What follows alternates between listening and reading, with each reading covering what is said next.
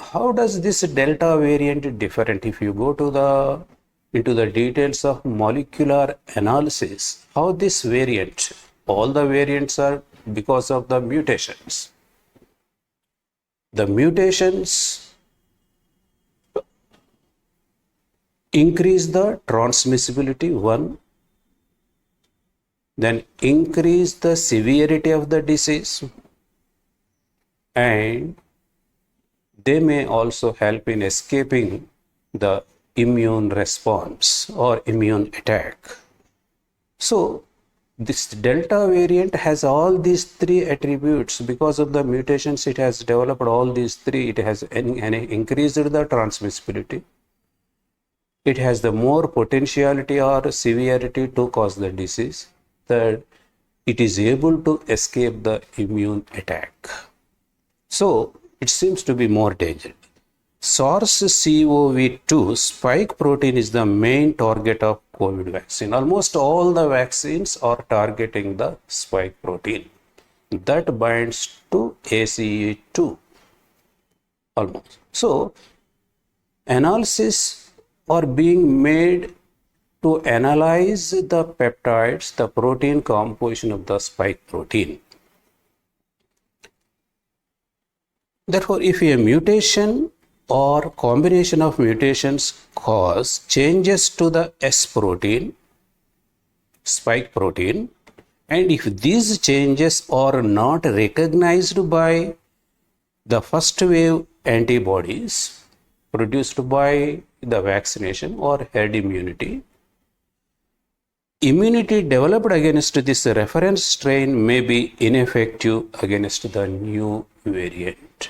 Suppose if the antibodies already present in the body, if they do not recognize the spike protein, or if they do not attack the spike protein antigen, those vaccines are not effective.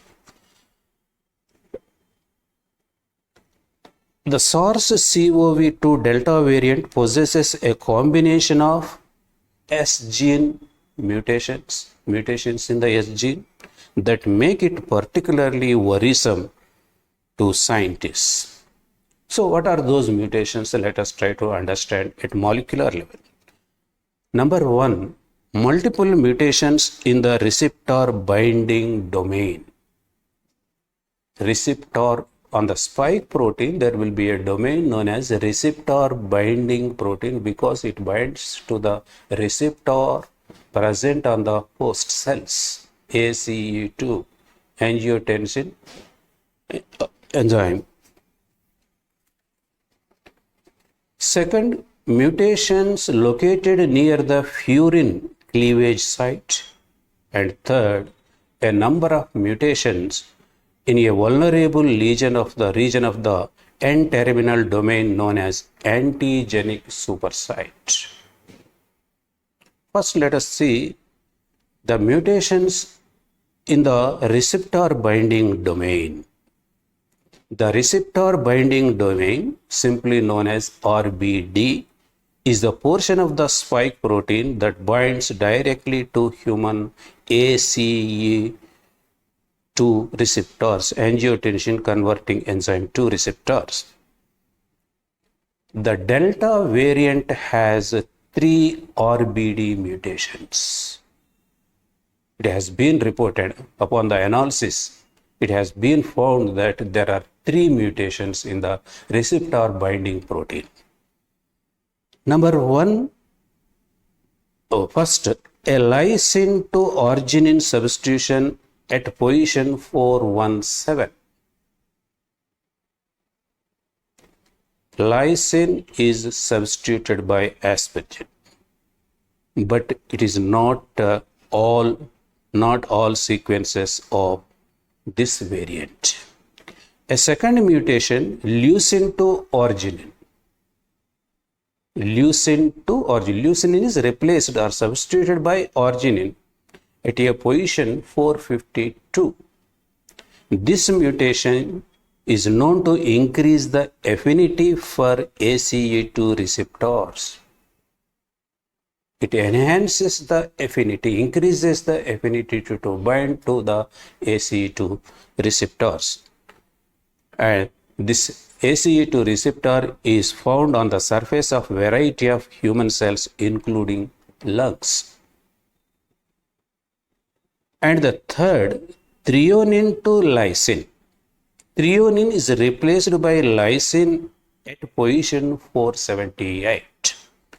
Is common to the beta lineage, which may further increase RBD-ACE2 binding affinity and enable immune escape. This mutation enables the virus to escape the immune attack. Second, furin cleavage site. Furin cleavage site. Spike protein consists of a receptor binding subunit RBD S1, that is called, and a fusion subunit S2. S1, S2. S1 is RBD, S2 is fusion subunit, which must be cleaved from each other to mediate membrane fusion and cause infection. So before infection, these S1 and S2 are fused. But for successful infection, these two should be cleaved, separated. The furin cleavage site is the immune junction where that cleavage takes place, and delta contains a proline to arginine substitution. In this furin, proline is replaced, substituted by arginine near the cleavage site at 681. The mutation is thought to increase viral infectivity and transmissibility. Then NTD antigenic supersite mutations in this third site. Scientists have identified regions in the N-terminal domain of S protein. A protein consists of N-terminal and C-terminal. N-terminal domain, simply known as NTD, antigenic supersite, that are especially vulnerable to antibody recognition attack called NTD antigenic supersite. This is vulnerable to antibodies. Antibodies neutralize this site. Delta contains a number of mutations that fall within an antigenic supersite. At least 4 or 5 mutations have been noticed. At ninth position, threonine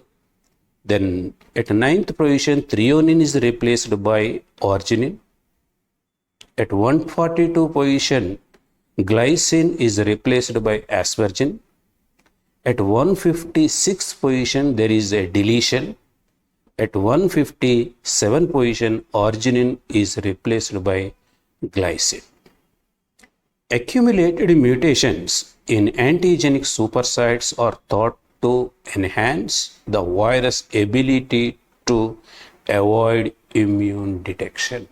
So mutations, all these mutations, replace substitutions and deletions, they are equipping the virus, or the virus is able to escape the immune attack. Stopping transmission is key to controlling variants. Stop mutations. So variants are appearing day by day. Some are becoming more dangerous, some are insignificant. But all these variants are because of the mutations. The first thing is how to stop these mutations. According to Von Cooper, ASM's Council on Microbial Sciences and evolutionary biologist, stopping the virus is key, means stopping the transmission from one individual to another. The more infections, the more chance that mutations will occur. More the infections, more the virus number. More the number means there is a possibility for mutations in any one of those millions of viruses. Thus, more likely, selection will enrich the best mutations to improve the virus. he explained. Vaccination is the best weapon in the fight to curb transmission. He suggests that the first thing what we have to do, the vaccination is very important. A study in UK found 2 doses of Pfizer, BioNTech or the vaccine by AstraZeneca Oxford University were nearly as effective against Delta as they were against the Alpha variant. This is the observation made in UK. 2 vaccines, Pfizer, BioNTech and AstraZeneca Oxford University, they seem to be equally effective against the Delta variant as of those of earlier variant. The study published in the New England Journal of Medicine found that 2 doses of Pfizer BioNTech vaccine were 88% effective against the Delta variant. If two full doses are taken, their effectiveness is estimated to be 88%. That is compared to 93.7 against the Alpha strain, it's set just less than the AstraZeneca Oxford vaccine was found to be 67 effective against Delta, against the 74.5 effectiveness against the Alpha variant. AstraZeneca Oxford put it the efficacy of the vaccine as 74.5 for Alpha variant, but for the Delta variant its efficacy is 67, again slightly less than the Alpha variant. In addition to getting more people inoculated, the first preference is vaccination. All the people should take the vaccination. In this regard, mRNA vaccines seem to be more efficient, and people are trying to add some boosters so that the efficiency increases.